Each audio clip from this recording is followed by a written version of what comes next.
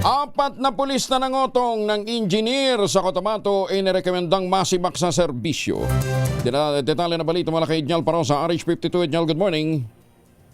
Inirekomenda ko yung Angel ng PNP Internal Affairs Service ang agarang pag-alis sa serbisyo sa apat na polis na patunayan guilty sa grave misconduct at conduct unbecoming of a police officer dahil sa muna'y pangikil ng 300,000 piso mula sa isang engineer sa Cotabato City.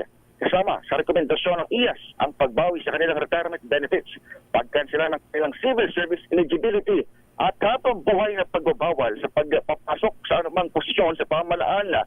Batay sa investigasyon ng IAS sa panguna, Inspector General Attorney Dodo Dulay, pinara ang mga nasabing suspect ang sasakyan ng kanilang biktima noon pang Marso ng nakarang taon at sinabing kay nahinala ang plaka nito. Pero wala silang naipresent ng kaukulang dokumento gaya nila lamang ng LTO verification at traffic violation receipt, technical inspection and inventory receipt at impounding receipt.